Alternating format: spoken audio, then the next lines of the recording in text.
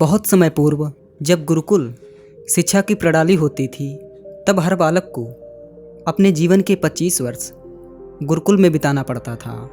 उस समय एक प्रचंड पंडित राधे गुप्त हुआ करते थे, जिनका गुरुकुल बहुत प्रसिद्ध था, जहाँ दूर दूर के राज्य के शिष्य शिक्षा प्राप्त करने आया करते थे। बात उन दिनों की है जब राधे गुप्त की उम्र ढलने लगी थी और उसकी पत्नी का देहांत हो चुका था। घर में विवाह योग्य एक कन्या थी। राधे गुप्त को हर समय उसकी चिंता सताती रहती थी। वह उसका विवाह एक योग्य व्यक्ति से करना चाहते थे, जिसके पास संपत्ति भले ना हो, पर वह कर्मठ हो, जो किन्हीं भी परिस्थिति में उसकी बेटी को खुश रख सके और उचित समय पर उचित निर्णय ले सके। एक दिन उनके मस्तिष्क में एक ख्याल आया और उन्होंने इस परेशानी का हल सोचा कि क्यों ना वो अपने खुद के शिष्यों में ही योग्य वर की तलाश करें। उनसे बेहतर उनकी बेटी के लिए और क्या हो सकता है।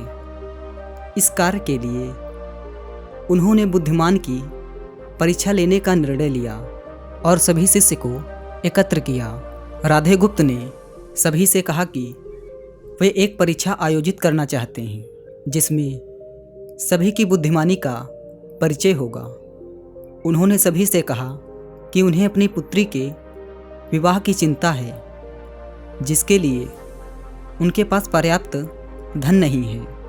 इसलिए वे चाहते हैं कि उनके शिष्य विवाह में लगने वाली सभी सामग्री कैसे भी करके एकत्र करें, भले उसके लिए उन्हें चोरी का रास्ता चुनना पड़े, लेकिन उन्हें चोरी करता कोई भी देख ना सके।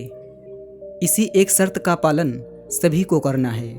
अगले दिन सभी शिष्य कार्य में जुट गए। रोजाना कोई न कोई तरह तरह की वस्तुएं चुरा कर लाता और राधा गुप्त को दे देता।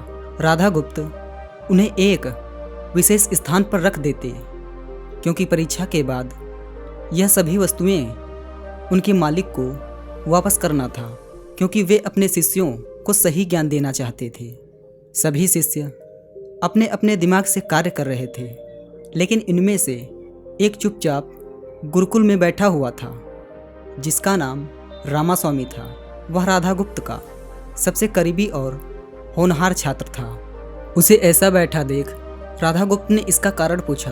तब रामास्वामी ने बताया कि आपने परीक्षा की शर्त के रूप में कहा था कि चोरी करते वक्त इसे कोई न देख सके। इस प्रकार अगर हम अकेले में भी चोरी करते हैं, तब भी हमारी अंतरात्मा उसे देख रही है। हम खुद से उसे नहीं छिपा सकते। इसका अर्थ यही है कि चोरी करना व्यर्थ है। उसकी यह बात सुन राधा गुप्त के चेहरे पर खुशी छा जाती है। वे उसी वक्त सभी को एकत्र करते हैं और पूछते हैं कि आप सबने जो चोरी की, क्या उसे किसी ने देखा? सभी कहते हैं नहीं। तब राधा गुप्त कहते हैं कि क्या आप अपने अंतर्मन से भी इस चोरी को छिपा सके? सभी को बात समझ आ जाती है और सबका सिर नीचे झुक जाता है, सिवाय रामास्वामी के। राधा गुप्त रामास्वामी को बुद्धिमानी की परीक्षा में अव्वल पाते हैं और सभी के सामने कहते हैं कि यह परीक्षा मेरी पुत्री के लिए उचित वर तलाशने के लिए रखी गई थी। इस प्रकार मैं रामास्वामी का विवाह अपनी पुत्री के साथ तय करता हूँ। सभी खुशी से झूम उठते हैं। साथ ही चुराई हुई हर एक वस्तु को उसके मालिक को सौंप विनम्रता से सभी से क्षमा मांगते हैं।